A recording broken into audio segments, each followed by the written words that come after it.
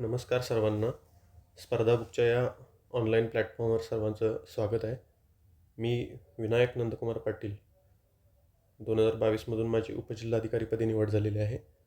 Combine men's 2024ची जी काही आपण smart batch सुरुवात केलेली आहे, त्याच्या अनुषंगानं आज आपण इथं कंबाईन मेन्सचा सिलेबस डिकोडिंग असेल किंवा येणारे जे काही कंबाईन मेन्स आहे, जी जून महिन्यात होणार आहे, त्याच्या अनुषंगानं जी काही तयारी असेल, त्याचं नियोजन असेल आणि कोणती बुकलिस्ट वापरायची किंवा काय स्ट्रॅटेजी असली पाहिजे, याच्या संदर्भात आपण ती बॅच सुरू करतो आहे. सर्वप्रथम माझी ओळख करून देतो. माझं क्वालिफिकेशन हे BSc स्टॅटिस्टिक्समध्ये झालेलं आहे फर्ग्युसन कॉलेज पुणे येथून. त्यानंतर मी 2021च्या कंबाईनच्या परीक्षेतून स्टेट टॅक्स इन्स्पेक्टर आणि असिस्टंट सेक्शन ऑफिसर म्हणून निवड झालेली आहे. आणि राज्यसेवा 2021मधून उपशिक्षणाधिकारीपदी निवड झाली होती माझी. आणि त्यानंतर 2022च्या परीक्षेमध्ये सर्वप्रथम क्रमांकानं उपजिल्हाधिकारीपदी निवड झालेली आहे. आपण ही जी काही कंबाईन मेनची बॅच सुरू करतो आहे, त्या बॅचला आपण स्मार्ट बॅच असं नाव दिलेलं आहे. तसं बघायला गेलं तर सर्वच मुलांची बुकलिस्ट सेम असते. सर्वच मुलं 8 ते 10 तास अभ्यास करतात. पण ह्या हार्डवर्कला कुठंतरी स्मार्ट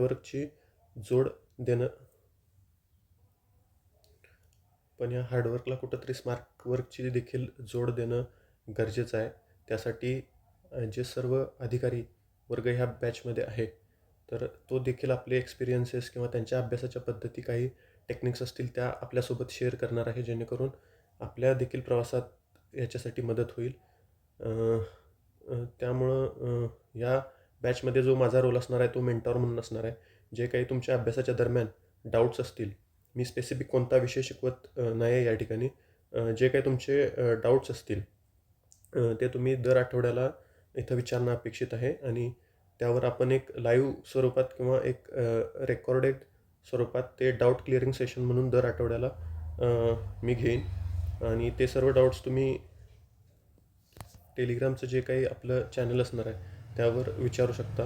मग त्यावर आपण ते रेकॉर्डेड स्वरूपात त्याचे डाऊट क्लिअर करणे किंवा एखादं लाईव्ह सेशन घेऊन आपण ते वीकली करू शकतो. तर आजच्या या सेशनमध्ये आपण मगाशी म्हटल्याप्रमाणे कंबाईन मेन्स 2024च्या अनुषंगाने जो काही सिलेबस बघणार आहे किंवा त्याच्यासाठी कोणती बुकलिस्ट असेल किंवा सिलेबस डिकोडिंग, या पद्धतीमध्ये आजचं आपलं हे सेशन असणार आहे.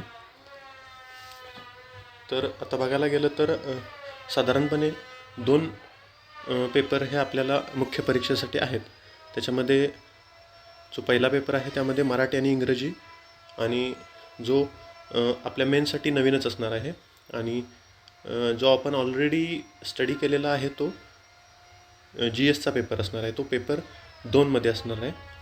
साधारणतः 100 प्रश्नांचे असे हे 2 पेपर आणि एकूण 400 गुणांसाठी असणार आहे.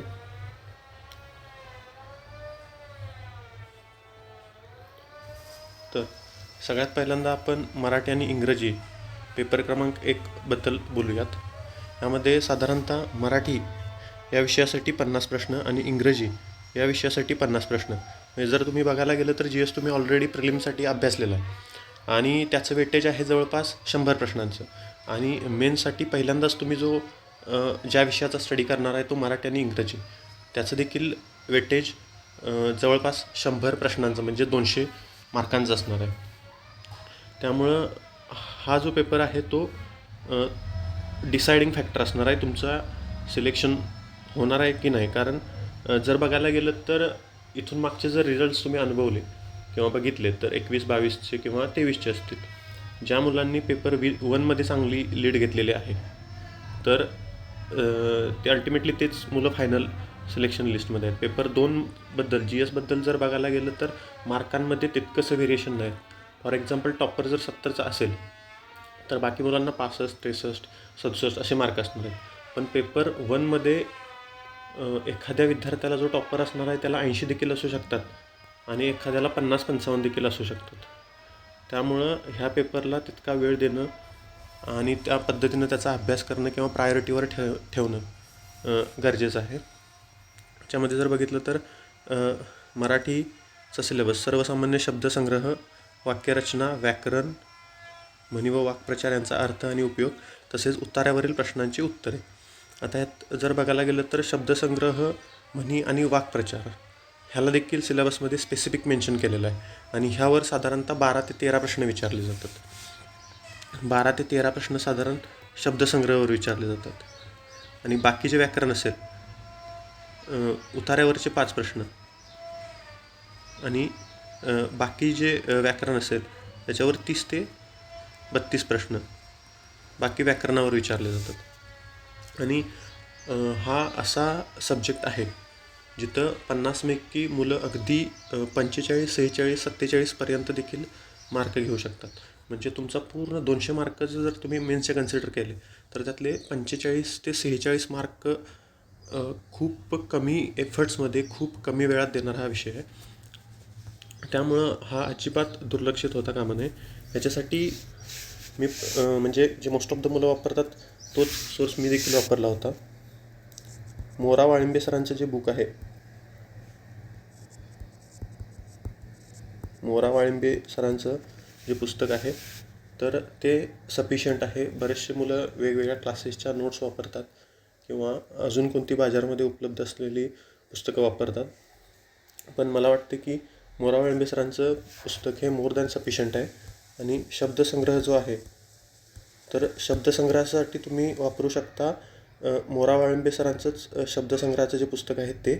आणि जे काही मागच्या वर्षी विचारलेले जे काही शब्दसंग्रहावरचे प्रश्न आहेत तर ते तुम्ही बघू शकता.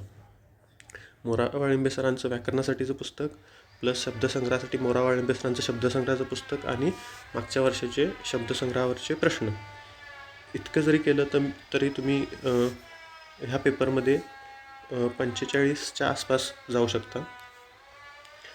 त्याच्यानंतरचा जो इंग्रजी विषयाचा पार्ट आहे त्याच्यामध्ये सुद्धा देखील त्यांनी सगळ्यात पहिल्यांदा मेन्शन केलेलं आहे common vocabulary, use of idioms and phrases. म्हणजे मराठी असेल किंवा इंग्रजी याच्यामध्ये जे काही शब्दसंग्रह म्हणतो आहे आपण किंवा जे काही व्होकॅब्युलरी आहे त्याला किती महत्त्व दिलेलं गेलेलं आहे सिलेबसमध्ये तुम्हाला दिसून येईल. त्यानंतर sentence structure, grammar, use of idioms and phrases and their meaning आणि कॉम्प्रेन्शन ऑफ पॅसेज. इथंसुद्धा जसं आपण मराठीला बघितलं तसं सेमच असणार आहे. व्होकॅब्युलरीवर साधारण 12 ते 15 प्रश्न असणार आहेत. बाकी जे जनरल ग्रामर आहे त्यावर साधारणतः 30 ते 32 प्रश्न असणार आहेत. आणि जो काही पॅसेज असेल त्या पॅसेजच्या कॉम्प्रेन्शनवर 5-1 प्रश्न असणार आहेत. तर ह्याच्यासाठी देखील आता बऱ्याच मुलांचा असा इश्यू असतो की जे काही बेसिक्स इंग्लिश आहे त्यामध्ये कुठंतरी ते कमी पडत असतात आणि मग इंग्रजी विषयाची भीती बाळगून तो इन्फेरियरिटी कॉम्प्लेक्स त्यांच्यामध्ये येतो आणि मग ते इंग्रजीचा अभ्यास करत नाहीत, फक्त मराठीवर फोकस करतात. मराठीला 40 ते 45 मार्क्स आणतात आणि इंग्रजीमध्ये कुठंतरी त्यांची गाडी 20-25वरच अडकते आणि मग 60 ते 65 तो ॲव्हरेज स्कोर येऊन जातो. पण इथं इंग्रजीसारख्या विषयाला देखील त्यांनी 50 मार्काचं म्हणजे तुमच्या पूर्ण मेन्सच्या सिलेबसमध्ये 1/4 वेटेज हे इंग्रजी सारख्या विषयाला आहे. त्यामुळे त्याची भीती बाळगून त्यातला दुर्लक्षित करणे हे असं केलं तर आपला स्कोर येण्याची शक्यता फार कमी असते. आता ह्याच्यासाठी आपल्या बॅचचे मयूर यादव सर तुम्हाला गाईड करणारच आहेत. ह्याच्यासाठी जो आपण सोर्स वापरणार आहे मयूर यादव सर सांगतीलच. सगळ्यात पहिल्यांदा म्हणजे पाल अँड सुरी नावाचं पुस्तक तुम्ही ऐकलं असेल. बरीच मुलं मी माझ्या इतर अनेक मी सेशन घेतलेले आहेत त्यात देखील सांगत असतो. पाल अँड सुरी हे बुक तुम्हाला जर 35 ते 40च्या आसपास जर इंग्रजीसारख्या विषयात स्कोर करायचा असेल तर मस्ट आहे. आयोगाचा सोर्सच आहे तो.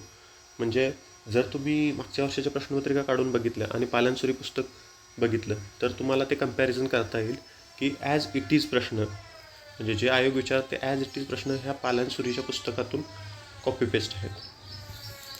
आता हे थोडं ॲडव्हान्स बुक आहे तर बेसिकसाठी म्हणून तुम्ही बाळासाहेब शिंदे सरांचं जे काही इंग्रजीचं पुस्तक आहे ते वापरू शकता किंवा काही क्लासेसच्या नोट्स देखील आहेत त्या देखील तुम्ही वापरू शकता.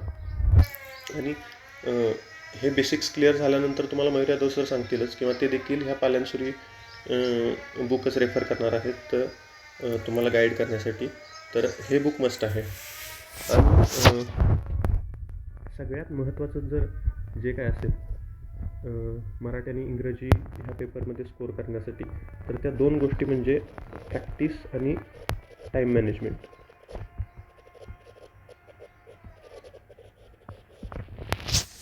आता मला वाटतं की जवळपास जर तुमची मेन्स जून महिन्यात आहे तर साधारण त्याच्या पूर्वी 1 महिना म्हणजे साधारणतः एप्रिल एंडिंग आणि मे पर्यंत तुम्ही किमान 10 पेपर सोडवणं अपेक्षित आहे मराठी आणि इंग्रजी या विषयाचं. कारण तुम्हाला इथं एक 60 मिनिटात 100 प्रश्न सोडवायचे असतात. आणि दुसरा महत्त्वाचा मुद्दा म्हणजे टाईम मॅनेजमेंट. आता मराठी आणि इंग्रजी या 2 विषयाला तुम्ही समसमान वेळ नाही देऊ शकत. इंग्रजी हा खूप टाईम डिमांडिंग आहे. मराठीचे जर प्रश्न बघितले तर आपले जे सोर्सेस आहेत मोरावाळिंबे त्यातून ॲज इट इज येत असतात. आणि आपली मातृभाषा असल्यामुळं किंवा फारसं काही त्यामध्ये चॅलेंजिंग नसल्यामुळं आपल्याला मराठीसारखा विषय खूप सोपा जातो. पण ऑन द अदर हँड इंग्रजी आपल्याला आपण ते दुर्लक्ष केल्यामुळे असेल किंवा आपल्याला त्याबद्दल कॉम्प्लेक्स असेल त्यामुळे तिथं आपल्याला खूप वेळ जे प्रश्न आहेत ते टॅकल करण्यामध्ये जातो.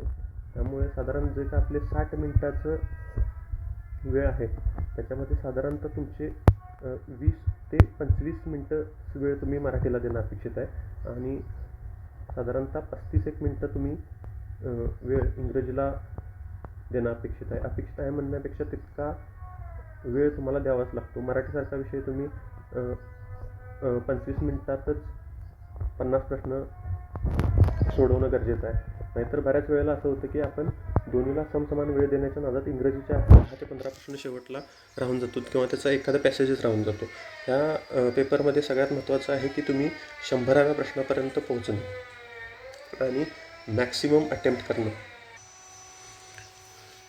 ह्या पेपरमध्ये तुमचा अटेम्प्ट 95+ असला पाहिजे.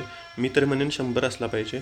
मी ज्यावेळी मराठी आणि इंग्रजी ह्या विषयाचे पेपर सोडवलेले आहेत, आयदर ते राज्यसेवेला असो किंवा कंबाईनला, तर प्रत्येक वेळेस माझा अटेम्प्ट हा 100 राहिलेला आहे.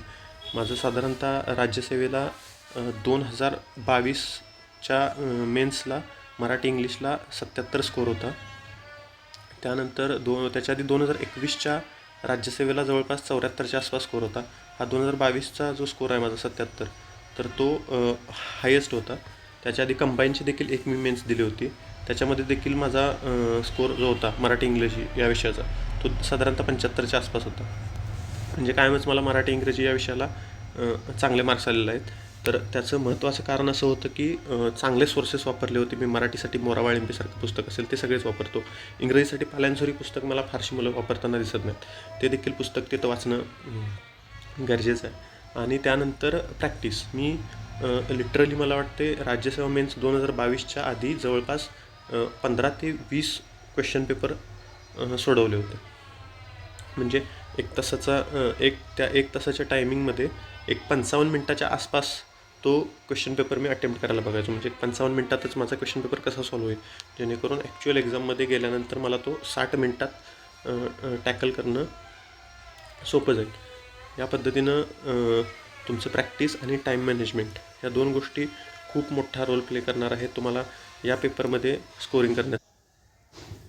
आता यामध्ये बरीच मुलं मला इंग्रजी विषयाच्या बाबतीत विचारतात की इंग्रजीची जी व्होकॅब्लरी आहे तर त्या संबंधित कसा ॲप्रोच असला पाहिजे. तर आता जर तुम्ही मागच्या 2-3 वर्षाच्या क्वेश्चन पेपर बघितले किंवा त्याच्या मागचे देखील बघितले तर तुम्हाला असं एक ऑब्झर्व होईल की साधारण ते 12 ते 15 क्वेश्चन व्होकॅब्लरीवर विचारले जातात. पण त्यातले 7 ते 8 असे क्वेश्चन असतात की ते रिपीटेडली विचारले जातात. म्हणजे ह्या वर्षी जर एखादा व्होकॅब्लरी विचारलेले असेल तर फार जास्त शक्यता आहे की ती ऑलरेडी आधी विचारून झालेली असेल.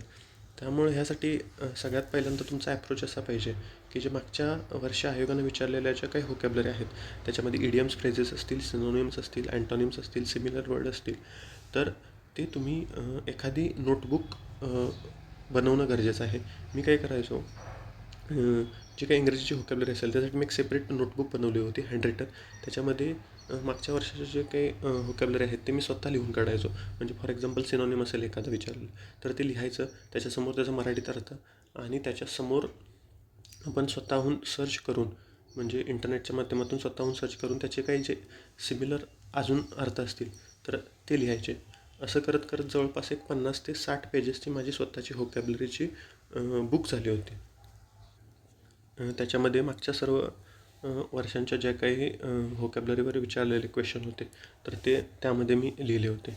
आणि इन ॲडिशन तुम्हाला जे करावं लागेल ते पाल्यांसुरीमध्ये जो काही व्होकॅब्युलरीचा सेक्शन आहे तर तो देखील करावा लागेल. आणि एवढं सफिशियंट आहे की तुम्हाला 12 ते 15 जे क्वेश्चन विचारले जातात त्यातील 10 ते 11पर्यंत ॲक्युरसी येण्यासाठी मागच्या वर्षी विचारलेली जी काही व्होकॅब्युलरी आहे ती आणि पाल्यांसुरी या पुस्तकामध्ये जी दिलेली व्होकॅब्युलरी आहे ती एवढी मोर दॅन सफिशियंट आहे तुम्हाला व्होकॅब्युलरीचा जो काही सेक्शन असेल तो टॅकल करण्यासाठी. अशा पद्धतीनं तुमचं जे काही सोर्सेस असतील किंवा जी काही स्ट्रॅटेजी असेल ती मराठी आणि इंग्रजी या विषयासाठी असली पाहिजे. आता बरेचसे मुलं या विषयाकडे दुर्लक्ष करताना दिसतात. ऑलरेडी तुम्ही प्रिलिम्सला जी एस अभ्यासलेला असतो तरीसुद्धा तुम्ही मेन्सला तितकाच वेळ देता जी एससाठी. मला वाटतं कुठंतरी 50-50% टाईम या दोन्ही पेपरना देणं गरजेचं आहे. जर तुम्ही दिवसातून 8 एक तास अभ्यास करत असाल तर रोज कंपल्सरी तुम्ही 4 तास ह्या पेपरसाठी देणं गरजेचं आहे. कारण कमी एफर्ट्समध्ये जास्तीत जास्त आउटपुट देणारा हा पेपर आहे as compare to G S. त्यामुळं अगदी आता तुम्ही मेन्सच्या अभ्यासाला सुरुवात केली असेलच, अगदी आत्तापासून ते पेपरच्या आतल्या दिवशीपर्यंत तुम्ही जेवढा वेळ जी एसला देत आहे तितकाच वेळ ह्या किंबहुना त्याच्यापेक्षा जास्त वेळ ह्या पेपरला देणं गरजेचं आहे. त्यानंतर पेपर 1 झाल्यानंतर पेपर 2, जर पेपर 2चा सिलेबस आपण बघितला तर मागच्या वर्षी हा रिवाईज झालेला सिलेबस आहे. जे काही कंबाईनच्या प्रिलिम्सला आपण जे अभ्यासतो जवळपास तेच सर्व विषय आणि त्याच पॅटर्नमध्ये हा पेपर येतो. जर बघायला गेलं तर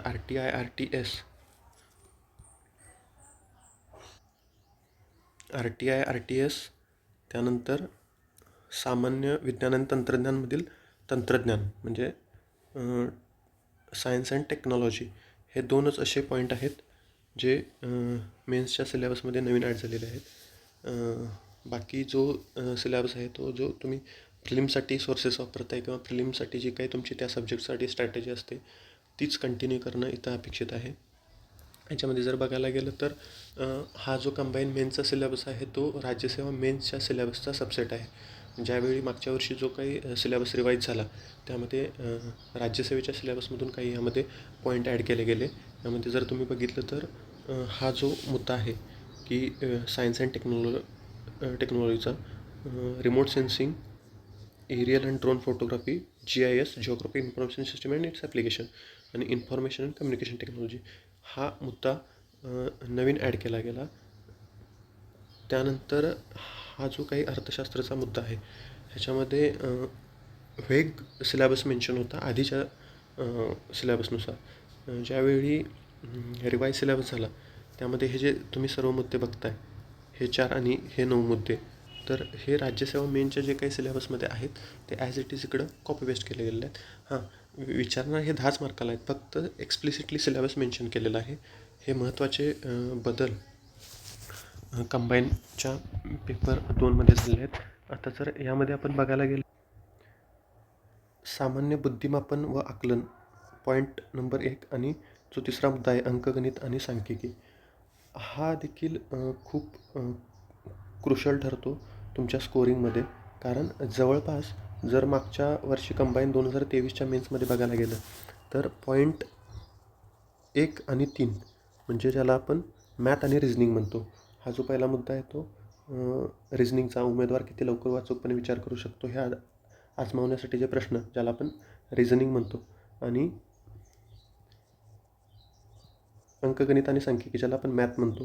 तर मॅथ आणि रिझनिंगवर जर तुम्ही मागच्या वर्षीचा क्वेश्चन पेपर बघितला तर साधारणपणे 22 इतके प्रश्न आले होते. आणि मागच्या वर्षीच्या प्रिलिमपासून जर पण तुम्ही बघितलं असेल की प्रिलिमला देखील ह्या पार्टचं त्यांनी वेटेज वाढवलेलं आहे. म्हणजे आधी साधारणतः प्रश्न विचारले जायचे, ते आता प्रिलिम्समध्ये देखील मॅथ आणि रिझनिंगवर साधारणतः 20 इतके प्रश्न विचारले जातात. म्हणजे प्रिलिम आणि मेन्स मिळून जवळपास 42 मार्काला एकूण हा पार्ट आहे. जर आता मेनच्या बाबतीत बघायला गेलं तर साधारणतः 22 प्रश्न म्हणजे 1/5, 100पैकी 22 प्रश्न, 1/5पेक्षासुद्धा जास्त वेटेज ह्या सब्जेक्टला दिलं गेलेलं आहे. त्यामुळं हा विषय बरेचसे मुलं याच्याकडे दुर्लक्ष करतात, इन द सेन्स की त्यांना मॅथ तितकं जमत नाही. पण असं नाही की मॅथ आणि रिझनिंग दोन्ही जमत नाही, असे फार कमी मुलं असतात. म्हणजे जर तुम्हाला रिझनिंग जमत असेल तर तुम्ही जास्तीत जास्त स्कोरिंग तिथं करणं अपेक्षित आहे, किंवा मॅथचे देखील. आता ह्यासाठी तुम्हाला फक्त ॲक्युरसी आणणं गरजेचं नाही. म्हणजे ते तितक्या कमी वेळात सोडवणं देखील तुम्ही गरजेचं आहे. इफिशियंटली तुम्ही ह्या विषयाकडे बघणं गरजेचं आहे. कारण मॅथ आणि रिझनिंगमध्ये तुम्ही किती कमी वेळात किती जास्त ॲक्युरसीनं सोडवताय किंवा अटेम्प्ट करताय ह्यावर तुमचा स्कोर डिपेंड असतो. 22 प्रश्नांना तुम्ही 22 मिनिट नाही देऊ शकत. 22 प्रश्नांना तुम्ही जर 22 मिनिट दिले तर बाकी 78 प्रश्नांना तुम्ही नाही देऊ शकत. त्यामुळं असं नाही की 22मधले आउट ऑफच मार्क येतील, फार कमी विद्यार्थ्यांना असतील. पण 22मधले मॅक्सिमम किती मार्क घेता येईल आणि त्यासाठी मग किती वेळ देणं तुम्ही अपेक्षित आहे हे प्रत्येक कॅन्डिडेट टू कॅन्डिडेट व्हॅरी करेल. त्यानंतर यासाठीचे जे सोर्सेस आहेत ते तुम्ही जे काही मागच्या वर्षाच्या प्रश्नपत्रिका आहेत तर त्यातून तुम्ही असे सिलेक्टिव्ह मुद्दे काढू शकता की ज्याच्यावर आयोग रिपीटेडली मॅथचे जे काही टॉपिक असतील तर ज्याच्यावर आयोग रिपीटेडली क्वेश्चन विचारतं, तर ते टॉपिक तुम्ही बघणं अपेक्षित आहे. मला वाटतं जर तुम्ही मागच्या 10 वर्षाचे जे काही मॅथचे PYQs जरी बघितले, मॅथ आणि रिझनिंगचे PYQs मागच्या 10 वर्षातले, तरी सफिशियंट आहे. फक्त ह्यात चॅलेंज हेच असतं की तुम्ही एखाद्या प्रश्नाला किती कमी वेळात सोडवताय. तर ह्यासाठी तुम्हाला प्रॅक्टिसच करणं गरजेचं आहे. त्यानंतर जो चालू घडामोडीचा मुद्दा आहे तर साधारणतः त्यावर 10 प्रश्न विचारले जातात. प्रिलिम्सला साधारणतः 15 मार्काचं वेटेज असतं. इथं मेन्सला ह्याच्यासाठी 10 मार्काचं वेटेज आहे. ह्याच्यासाठी जे काही तुम्ही प्रिलिम्सला जो सोर्स वापरताय तोच कंटिन्यू करा. बरेच मुलं परिक्रमा वापरतात किंवा काहीजण इयरबुक वापरतात, सिम्प्लिफाईड वापरतात. तर जे काही तुम्ही प्रिलिम्सला वापरलं असेल तेच पुढं कंटिन्यू करा. कारण बरेचसे मुलं मग वर्षभर परिक्रमा वाचतात आणि शेवटला सिम्प्लिफाईड वाचतात, तर त्यातून तितकासा आउटपुट नाही येत. आता जर प्रिलिमच्या पेपरमध्ये बघितलं तर बऱ्याच मुलांना तो करंट अफेअरचा मुद्दा आला की जे काय आपण सोर्सेसमधून आमच्या रीड केलं होतं किंवा ते त्यातून नाही आलं, किंवा अगदी मायन्यूट लेवलला जाऊन त्यांनी ते तिथं क्वेश्चन विचारलं गेलं. पण तो मुद्दा आपल्या हातात नाही आहे. जे काही 6 किंवा 7 सब्जेक्ट असतील त्यातील असा एखादा सब्जेक्ट येणारच आहे की भले तुम्ही तिथं किती एफर्ट्स टाका तर त्याची थोडी डिफिकल्टी लेवल जास्त असणारच आहे. त्यामुळं तिथनं तितकासा आउटपुट नाही निघणार. त्यामुळं असं प्रिलिम्सला झालं म्हणून मेन्समध्ये त्या विषयाकडे दुर्लक्षित करणं बरोबर नाही. चालू घडामोडीसारखा जो विषय 10 मार्काला विचारला जातो आणि त्याच्यासाठी तुम्ही परिक्रमा किंवा सिम्प्लिफाईड जे काही वापरत असाल तेच कंटिन्यू ठेवणं अपेक्षित आहे. प्रिलिम्सला ऑलरेडी तुमचं मागचं 1 ते 1.5 वर्षाचं करंट अफेअर्स झालेलं असणार आहे. इथून पुढचं जे काही 4 महिन्याचं असेल ते तुम्ही कवर करणं अपेक्षित आहे. त्याच्यामध्ये जितक्या जास्त रिव्हिजन होतील त्याकडे तुम्ही लक्ष देणं गरजेचं आहे. किमान 3 ते 4 रिव्हिजन झाल्या तरच जे काही करंट अफेअर्समधले जे काही मुद्दे असतात तर ते आपल्या लक्षात राहतात. आणि जर मागच्या वर्षाचे प्रश्नपत्रिका ऑब्व्हियसली तुम्ही सगळ्यांनी बघताय, तुम्हाला लक्षात येतं की कुठले जे असे मुद्दे आहेत ज्याच्यावर आयोग सारखे प्रश्न विचारत असतं. म्हणजे बघायला गेलं तर काही राजकीय मुद्दे असतात किंवा काही पुरस्कार असतात, नोबेल पुरस्कार असेल किंवा ऑस्कर असेल किंवा एखाद्या बुकरचे पुरस्कार असतील, तर असे जे काही ठराविक टॉपिक आहे तर त्यावर आयोग रिपीटेडली प्रश्न विचारत असतं. ॲटलिस्ट तेवढं तरी तुम्ही करणं अपेक्षित आहे. त्यानंतरचा जो मुद्दा आहे माहितीचा अधिकार अधिनियम 2005 आणि महाराष्ट्र लोकसेवा हक्क अधिनियम 2015 RTI आणि RTS. आता मागच्या वर्षीपर्यंत 2022पर्यंत ह्या विषयाला वेटेज होतं 5 मार्क्सचं. पेपर 1मध्ये हा विचारला जायचा. पेपर 1मध्ये आता हा पेपर 2मध्ये आहे. आणि जर 2023चा तुम्ही जर मेनचा पेपर बघितला तर साधारणतः 3 प्रश्न हे RTI आणि RTSवर मिळून विचारलेलं आहे. म्हणजे आधीच्या कम्पॅरिझनमध्ये ह्याचं थोडं वेटेज कमी झालेलं आपल्याला बघायला मिळतं. पण हा असा विषय आहे की याच्यामध्ये तुम्ही आउट ऑफ मार्क घेऊ शकता. म्हणजे 3 किंवा जरी विचारले 5 गेले तरी 5पैकी 5 किंवा 3पैकी 3 देऊ शकणारा हा विषय आहे. आणि साधारणतः RTI आणि RTSचे साधारण मिळून 30च्या आसपासची काही कलमं आहे ती तुम्ही इन डिटेलिंगमध्ये जाऊन करणं अपेक्षित आहे. कारण इथून मागं ह्यावर एवढे प्रश्न सॅच्युरेशन आलेलं आहे. म्हणजे तेच प्रश्न रिपीट होत आहेत. त्याचा एक फायदा असा आहे की तुम्हाला ॲज इट इज ते क्वेश्चन रिपीटेडली झाल्यामुळे तुम्हाला ते स्कोरिंगसाठी बेनिफिशियल राहील. पण माझं असं सजेशन राहील की RTI आणि RTS दोन्हीची तुम्ही बेअर ॲक्टचा PDF डाउनलोड करणं गरजेचं आहे. इंटरनेटवरून ह्या दोन्हीच्या बेअर ॲक्टच्या PDF तुम्हाला मराठीमध्ये देखील मिळतील, इंग्लिशमध्ये देखील मिळतील. तर त्या डाउनलोड करून त्या वाचणं गरजेचं आहे. त्याचे जे काही स्केड्यूल्स असतील किंवा त्याच्या डेफिनेशनमध्ये तुम्हाला स्पेसिफिक 2I 2F अशा स्पेसिफिक विचारलं जातं. तर एवढ्या मायन्यूट लेवलला जाऊन ते तुम्ही पाठ करणं किंवा त्याचा अभ्यास करणं गरजेचं आहे. त्यानंतरचा जो विषय आहे पॉलिटीचा, साधारणतः 2023च्या पेपरमध्ये याला 15 मार्क्सचं वेटेज होतं. तर ह्यामध्ये बघायला गेलं तर भारतीय संघ राज्यव्यवस्था, भारतीय राज्यघटना, स्थानिक स्वराज्य संस्था, कार्यकारी मंडळ, न्यायमंडळ व विधिमंडळ इत्यादी. आता जे काही क्लिपला आपण सोर्सेस वापरतो तर ते तिथं आपण कंटिन्यू करू शकतो. त्याच्यासाठी 2 सोर्सेस आहेत. एक तर M. लक्ष्मीकांत सरांचं इंडियन पॉलिटी किंवा मग रंजन कोळंबे सरांचं जे बुक आहे ते. त्याच्यामध्ये घटना कशी तयार झाली आणि घटनेच्या प्रस्तावनेची भूमिका व तत्त्वे, ज्याच्यामध्ये प्रिलिम्सला हमखास एखादा क्वेश्चन असतो की संविधान सभेची निर्मिती आणि त्यामधील समित्या असतील किंवा त्याचं वर्किंग याच्या संदर्भात. त्यानंतर घटनेची महत्त्वाची कलमे, ठळक वैशिष्ट्ये, केंद्र राज्य संबंध, निधर्मी राज्य, सेक्युलर स्टेट स्पेसिफिक मेन्शन आहे. म्हणजे जे काही आपल्या घटनेचं कलम 25 ते 28. त्यानंतर मूलभूत हक्क व कर्तव्य, जे काय आपण प्रिलिम्सला बघितलेलंच असतं. राज्याच्या धोरणाची मार्गदर्शक तत्त्वे, शिक्षण, त्या शिक्षणात स्पेसिफिक मेन्शन आहे. म्हणजे DPSP directive principle of state पॉलिसीमध्ये एज्युकेशन कोणत्या कलमाशी संदर्भात आहे तर हे बघणं तुम्ही अपेक्षित आहे. त्यानंतर युनिफॉर्म सिव्हिल कोड. तर युनिफॉर्म सिव्हिल कोड म्हणजे कलम 44शी संदर्भात आहे.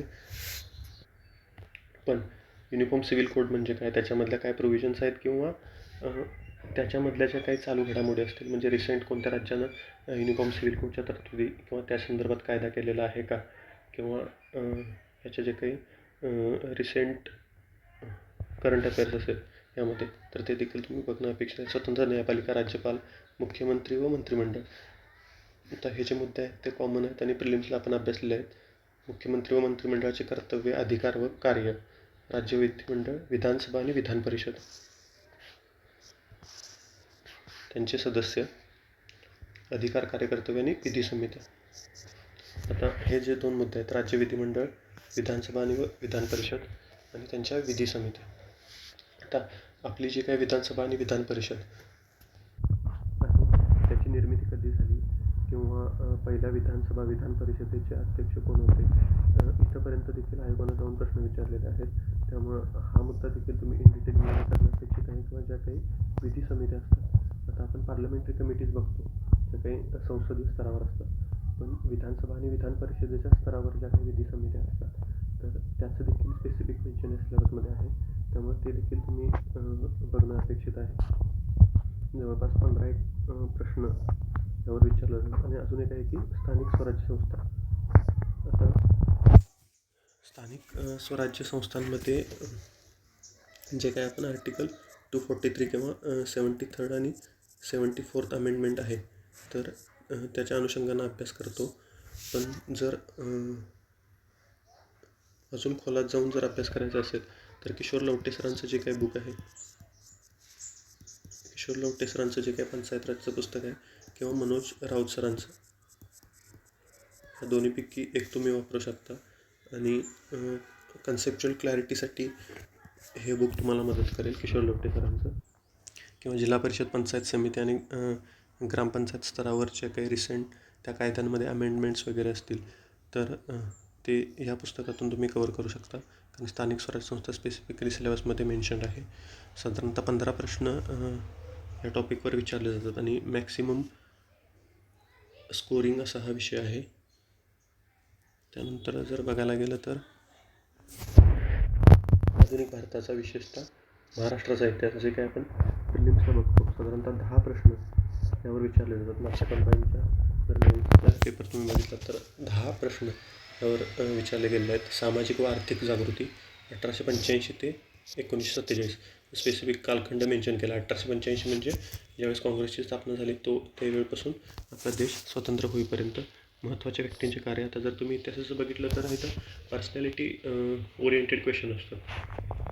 जितके काही इतिहासाचे 10 प्रश्न असतील तर ते 7 ते 8 प्रश्न हे इव्हेंटऐवजी त्या स्पेसिफिक पर्सनॅलिटीवर डिपेंड असतात. म्हणजे तुम्हाला काहीतरी डिस्क्रिप्शन दिलं जाईल आणि ही व्यक्ती कोण, इतिहासातली ही व्यक्ती कोण, ओळखा, अशा पद्धतीचं विचारलं. किंवा एखादा ॲक्ट असेल किंवा एखादी कार्य कुणी हे केलं आणि याच्या संदर्भात कोण व्यक्ती होती, अशा पद्धतीनं क्वेश्चन विचारले जातात. समाजसुधारकांची कार्य.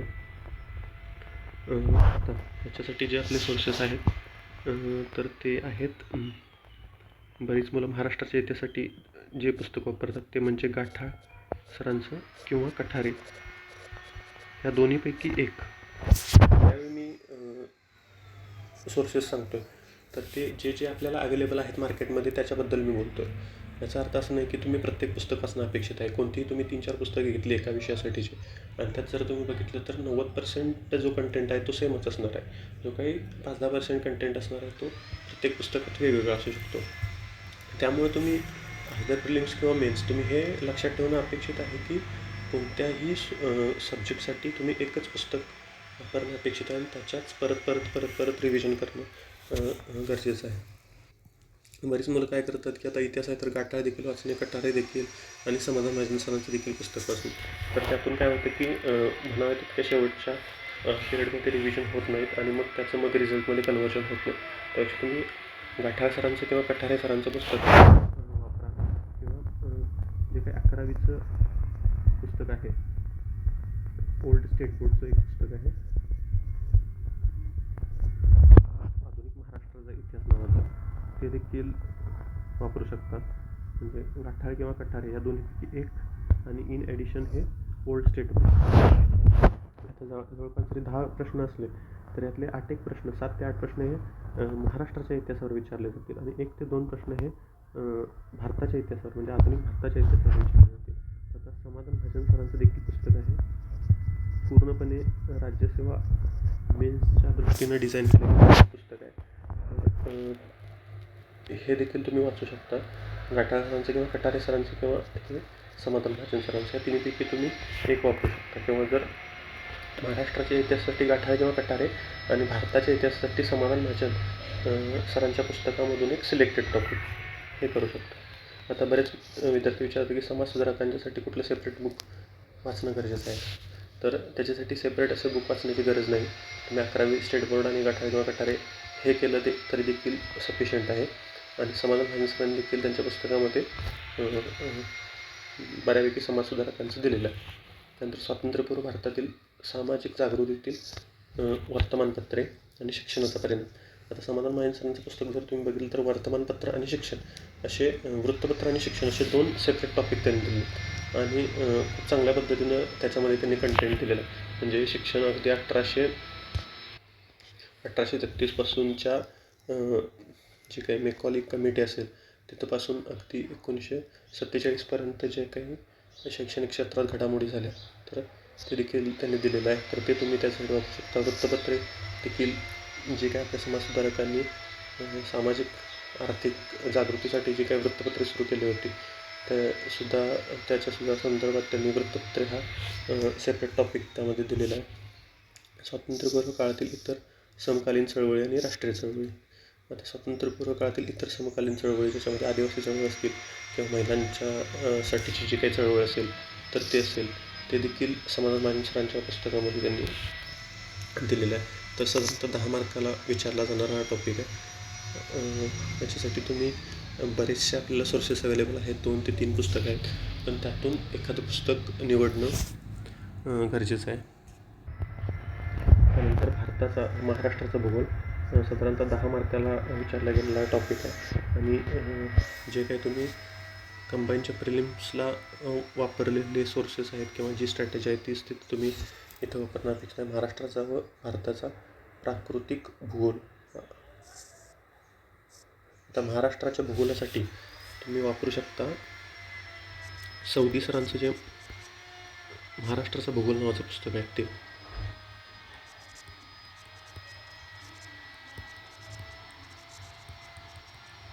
आणि जे काही भारताचा भूगोल आहे तर त्यासाठी देखील सौदी सरांचं जे बुक आहे त्यातून भारताचा भूगोल करू शकता. म्हणजे भूगोल यासारख्या विषयासाठी तुम्ही पूर्णपणे सौदी सरांची जी काही महाराष्ट्राच्या भूगोलासंदर्भात किंवा भारताच्या भूगोलासंदर्भात जी काही बुक आहेत तर त्याच्यावर रिलाय राहू शकता. आता महाराष्ट्राचं भूगोल पुस्तक तुम्ही पूर्ण सगळं वाचणं गरजेचं आहे, कारण जर तुम्ही सिलेबस बघितला तर तो पूर्ण त्या पुस्तकातून होतो कवर. पण भारताच्या भूगोलासाठी जे सौदी सरांचं पुस्तक आहे तर त्यातून तुम्ही जे काही सिलेक्टेड टॉपिक असतील तर तेच वाचणं गरजेचं आहे. फॉर एक्झाम्पल मुख्य प्राकृतिक विभाग म्हणजे जे काही भारताचे फिजिओग्राफिक डिव्हिजन आहेत 5 तर तितकंच. हवामानशास्त्र क्लायमेट, त्यानंतर पर्जन्यमान व तापमान, पर्जन्यातील विभागवार बदल, नद्या, महाराष्ट्रातील जे काही नदी प्रणाली आहे सौदी सरांच्या पुस्तकात आहे, पर्वत व पठार, विविध भूरूपे, राजकीय विभाग किंवा प्रशासकीय विभाग. आता हे महाराष्ट्राच्या संदर्भात भूगोलच्या पुस्तकात सौदी सरांनी त्याच्यामध्ये मेन्शन केलेलं आहे. नैसर्गिक संपत्ती, वने व खनिजे, मानवी व सामाजिक भूगोल. आता मानवी व सामाजिक भूगोल जो टॉपिक आहे ते देखील तुम्ही सौदी सरांचं जे पुस्तक आहे तर त्यातून कवर होऊ शकतं. लोकसंख्येचे स्थानांतर व त्याचे उगम, सोर्स आणि डेस्टिनेशनवरील परिणाम. आता लोकसंख्येच्या बाबतीत 2011ची जी काही जनगणना आहे तर त्याच्या संदर्भात सर्व आकडेवारी तुम्हाला पाठ असणं किंवा त्याच्या नोट्स असणं अपेक्षित आहे. त्यानंतर लोकसंख्येचे स्थानांतर व त्याचे उगम आणि इष्टस्थानावर डेस्टिनेशनवरील परिणाम. तर असं नाही की प्रत्येक पॉईंट तुम्हाला एखाद्या पुस्तकात तो मेन्शन असलेला सापडेलच, पण आता हा जो मुद्दा आहे तर हा तुम्ही तुमच्या जनरल अंडरस्टँडिंगवर देखील टॅकल करू शकता किंवा सोडवू शकता. त्यामुळे असं काही नाही की प्रत्येक पॉईंट हा स्पेसिफिक त्या पुस्तकातूनच कवर करणं अपेक्षित आहे. ग्रामीण वस्त्या व तांडे, झोपडपट्ट्या व त्यांचे प्रश्न. आता ग्रामीण वस्त्या व तांडे जे आहे ते तुम्ही सौदी सरांचं जे काही पुस्तक आहे त्याच्यामध्ये त्यांनी मानवी भूगोलामध्ये वस्त्यांचे प्रकार वगैरे आहे तर त्यामध्ये ह्याचं मेन्शन आहे. नंतर झोपडपट्ट्या व त्यांचे प्रश्न. आता झोपडपट्ट्या शहरातील जे काही वाढत्या झोपडपट्ट्यांचं प्रमाण आहे. आता जे काही 2011 सेन्सस झाली त्याच्यामध्ये देखील झोपडपट्ट्यांच्या संदर्भातली जी आकडेवारी आहे ते तुम्ही देखील करणं गरजेचं आहे. किंवा झोपडपट्ट्यांचे प्रमाण किती आहे, महाराष्ट्रात असेल, भारतात असेल, किंवा कोणत्या शहरामध्ये किती पर्सेंटेज आहे, सगळ्यात जास्त पर्सेंटेज कोणत्या शहरामध्ये आहे, किंवा जे काही झोपडपट्टी पुनर्वसन प्राधिकरण आहे, स्लम रिहॅबिलिटेशन ऑथॉरिटी, तर त्याच्याशी संबंध देखील तुम्ही जे काही प्रोव्हिजन असतील तर गरजेचं आहे. त्यानंतर पर्यावरण. भारताचा महाराष्ट्राचा भूगोल आणि पर्यावरण हे 2 मुद्दे मिळून जवळपास 10 मार्काला विचारले जातात. तर मानवी विकास व पर्यावरण, पर्यावरणपूरक विकास, नैसर्गिक साधन संपत्तीचे संधारण, विशेषतः वनसंधारण, विविध प्रकारची प्रदूषणे व पर्यावरणीय आपत्ती, पर्यावरण संवर्धनात कार्यरत असलेले राज्य, राष्ट्र, जागतिक पातळीवरील संघर्ष. आता ह्याच्यासाठी एक बुक जे आहे ते जे आपण राज्यसेवा प्रिलिम्सला वापरतो, तुषार घोरपडे सरांचं पर्यावरणाच्या संदर्भात एक बुक आहे तर ते तुम्ही वाचू शकता. आता जर ह्यात बघायला गेलं तर खूप एक जनरल अंडरस्टँडिंगवर देखील सुटणारे याच्यावरले प्रश्न असू शकतात किंवा जर यातले मुद्दे बघायला गेलं तर वनसंधारण किंवा विविध प्रकारची प्रदूषणे, पर्यावरणीय आपत्ती, पर्यावरण संबंध असलेल्या राज्य, राष्ट्र, जागतिक पातळीवरील संघटना म्हणजे युनायटेड नेशन्स असेल किंवा त्यांनी घेतलेली वसुंधरा परिषद असेल किंवा जे काही युनायटेड नेशनचं जे काही फ्रेमवर्क आहे, कन्व्हेन्शन ऑन क्लायमेट चेंज, तर या संबंधीचे जे काही जागतिक पातळीवर झालेले वगैरे करार, तर ते तुम्ही इथं बघणं अपेक्षित आहे. त्यानंतरचा जो मुद्दा सामान्य विज्ञान आणि तंत्रज्ञान, तर आता यात बघायला गेलं तर की इथून मागं हा जो काही मुद्दा आहे सामान्य विज्ञान आणि तंत्रज्ञान हा मेन्ससाठी नसायचा, प्रिलिमसाठी जनरल सायन्स असायचं. आता मेन्सच्या सिलेबसमध्ये त्यांनी हे जे काही जनरल सायन्स आहे ते देखील आहे आणि जो काही टेक्नॉलॉजीचा पार्ट आहे तो देखील यामध्ये दिलेला आहे. आणि फिजिक्स, केमिस्ट्री, झूलॉजी आणि बॉटनी जे काही आपण प्रिलिम्सला अभ्यासलेले विषय आहेत तेच आहेत. पण ह्यामध्ये जो काही नवीन ॲड झालेला मुद्दा आहे, remote sensing, aerial drone photography असेल किंवा GIS, हे नवीन झालेले ॲड मुद्दे आहेत आणि साधारणतः जवळपास खूप मोठं वेटेज आहे याला, साधारणतः 20 मार्क्स. म्हणजे तुम्ही बघितलं की मॅथ आणि रिझनिंग 22 मार्क आणि सायन्स अँड टेक्नॉलॉजी साधारणतः 20 मार्क, म्हणजे 42 मार्क. तुमच्या 100 प्रश्नांपैकी जवळपास 42 मार्क विज्ञान आणि गणित हे 2 विषय तुम्हाला देऊन जाणार आहेत. आता याच्यासाठी जनरल सायन्ससाठी जे काय आपण प्रिलिम्सला सोर्सेस वापरले असतील तर तेच कंटिन्यू करू शकता. एकतर बरीच मुलं बस्के सरांचं किंवा कोलते सरांचं बुक वापरतात आणि 8वीपासून 10वीपर्यंतचे स्टेट बोर्ड. तर जे काही तुम्ही प्रिलिम्सला वाचलं असेल तेच तुम्ही कंटिन्यू करू शकता. आता हे जे पॉईंट आहेत, रिमोट सेन्सिंग असेल, एरियल ड्रोन फोटोग्राफी आणि GIS, तर हे राज्यसेवा मेन्सच्या सिलेबसमधून त्यांनी घेतलेले आहेत. तर ह्याच्यासाठीचे जे सोर्सेस आहेत तर ते मी जे पर्सनली वापरले होते ते एक NCERTचं बुक आहे, प्रॅक्टिकल वर्किंग जॉग्राफी नावाचं.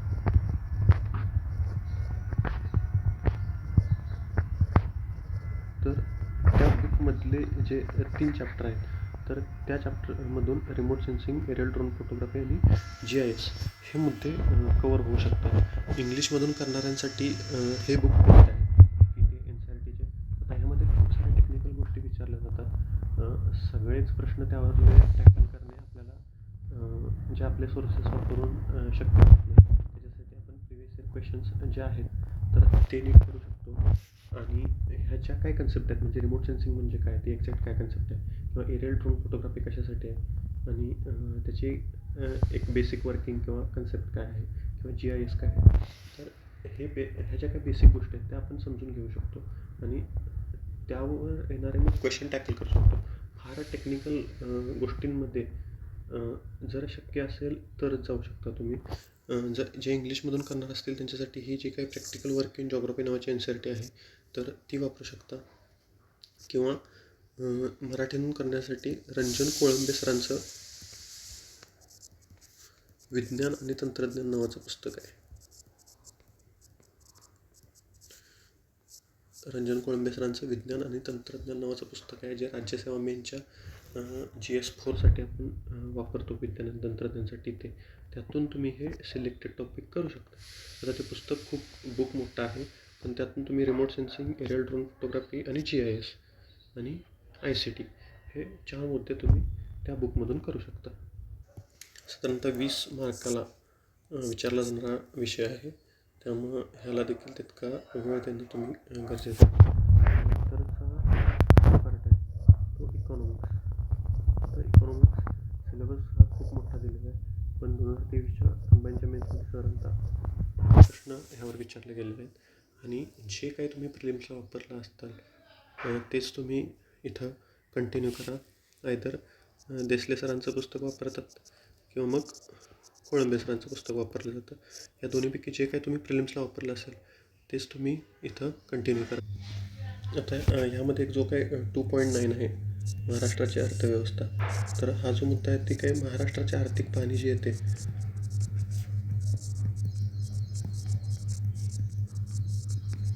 तर त्यामधून तुम्ही बघू शकता साधारणतः 200 ते 250 पानांची ही आर्थिक पाहणी असते आणि सगळी वाचणं गरजेचं नाही आहे, पण एक तुम्ही ओझरती ती बघू शकता आणि त्याच्या नोट्स काढू शकता. तर ही इकॉनॉमिक्ससाठी बुक लिस्ट किंवा स्ट्रॅटेजी असेल. तर अशा प्रकारे पेपर 1 आणि पेपर 2 ह्यासाठीचा सिलेबस आपण बघितलेला आहे. तर एक आपण बुक लिस्ट जी जी काय आपण सांगितली ती परत एकदा बघूयात.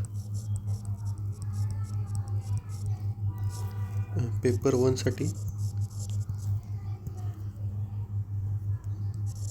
मराठीसाठी जे आहे ते मोरा वाळिंबे सरांचं पुस्तक. इंग्रजीसाठी पाल अँड सुरी.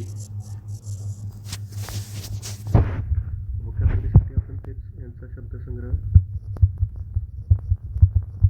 याच्या व्होकॅब्युलरीसाठी जे काय प्रिव्हियस इयर क्वेश्चन आणि पाल अँड सुरीमधले व्होकॅब्युलरी त्यातून आपण ते व्होकॅब्युलरी.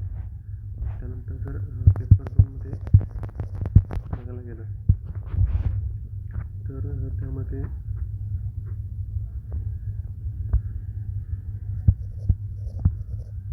मॅथ आणि रिझनिंगसाठी तुम्ही कोणतंही मार्केटमधील प्रॅक्टिस सेट घेऊ शकता किंवा जे काही बुक असेल ते घेऊ शकता. आणि जे काही मी सांगितल्याप्रमाणे मी कोणतेही स्पेसिफिक मॅथ आणि रिझनिंगसाठी वापरले नव्हतं.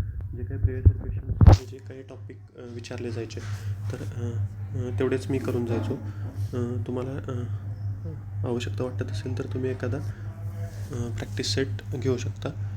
त्यानंतर करंट अफेअर्ससाठी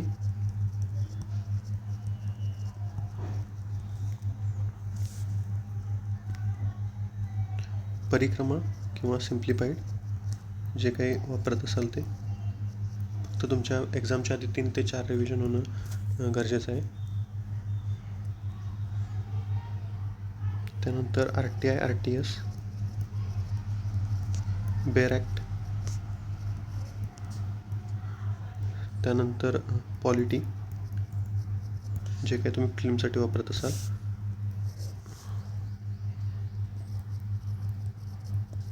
लक्ष्मीकांत किंवा कोळंबे सरांचं बुक. त्यानंतर जॉग्रफी सौदी सरांचं बुक. त्यानंतर हिस्ट्रीसाठी काटाळ सर किंवा कठारे किंवा समाधान महाजन सरांचं.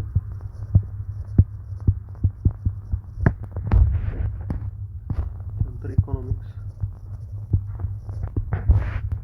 देसले सरांचं किंवा कोळंबे सरांचं.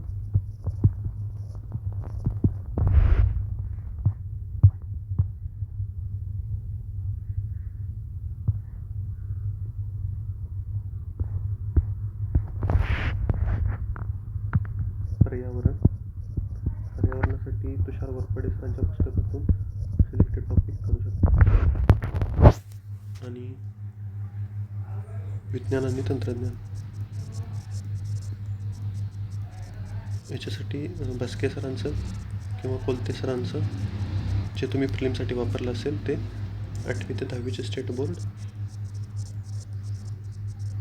तंत्रज्ञानसाठी कोळंबे सरांचं विज्ञान आणि तंत्रज्ञानमधून जे काही आपल्याला 4 पॉईंट आहेत स्पेसिफिक, म्हणजे रिमोट सेन्सिंग, त्यानंतर GIS, त्यानंतर एरियल आणि ड्रोन फोटोग्राफी आणि इन्फॉर्मेशन कम्युनिकेशन टेक्नॉलॉजी, हे 4 पॉईंट तुम्ही कोळंबे सरांच्या बुकमधून करू शकता. तर अशी आपली बुक लिस्ट असेल. तर ही बुक लिस्ट किंवा सोर्सेस वापरून जे काही येणारे 4 महिने आहेत, फेब्रुवारी, मार्च, एप्रिल आणि मे आणि जूनच्या पहिल्या वीकमध्ये तुमची एक्झाम आहे. तर ही बुक लिस्ट आणि सोर्सेस वापरून तुम्ही पुढच्या 4 महिन्यांचं नियोजन करणं अपेक्षित आहे. तुम्हा सर्वांना त्यासाठी खूप खूप शुभेच्छा. आणि तुमची मदत करण्यासाठी म्हणून स्पर्धा बुक या प्लॅटफॉर्मवर कंबाईंड मेन्स स्मार्ट बॅच जी काही सुरू केली गेलेली आहे, ज्याच्यामध्ये हे सगळे अधिकारी मित्रमैत्रिणी असणार आहेत तुमची मदत करण्यासाठी. याच्यामध्ये माझा रोल मगाशी सांगितल्याप्रमाणे मेंटॉर म्हणून असणार आहे. जे काही अभ्यास करताना तुम्हाला अडचणी येतील किंवा जे काही डाऊट्स असतील एक रिसोर्स पर्सन म्हणून मी त्यासाठी काम करेन. आठवड्यातून एकदा किंवा फोर्टनाईटली आपण डाऊट सॉल्विंग सेशन घेऊ शकतो. सगळ्यांना ऑल दी बेस्ट आणि थँक्यू.